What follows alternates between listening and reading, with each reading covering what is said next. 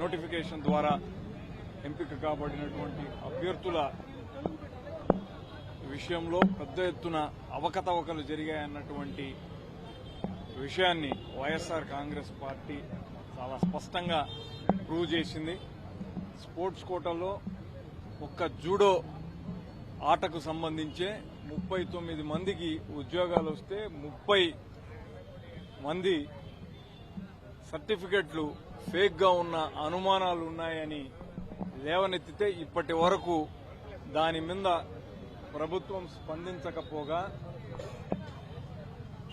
దీని మీద పెద్ద ఎత్తున గళమెత్తుతున్నటువంటి విద్యార్థుల మీద యువకుల మీద విరుచుకుపడుతూ అన్నీ సవ్యంగా జరిగినాయి, మీరు మీ రాజకీయం కోసమే మా మీద బురద జల్లుతున్నారు తప్ప మరొకటి కాదని ఎదురుదాడి చేస్తున్నారు.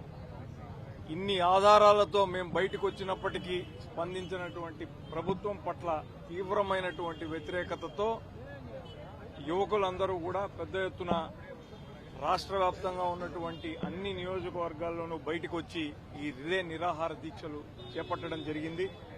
దీనితో పాటు చంద్రబాబు నాయుడు గారు రాష్ట్రంలో ఉన్నటువంటి 20 లక్షల మంది నిరుద్యోగ యువకులను వంచి 2 ఏళ్ల కాలం కావస్తుంది, ఇప్పటికీ 3,000 రూపాయల నిరుద్యోగ భృతిని ఇవ్వలేదు. వసతి దీవెన, విద్యా దీవెన వంటి పథకాలకు ఎగనామం పెట్టారు. వీటన్నిటినీ దృష్టిలో ఉంచుకొని చంద్రబాబు నాయుడు గారి ప్రభుత్వాన్ని నిలదీస్తున్నారు.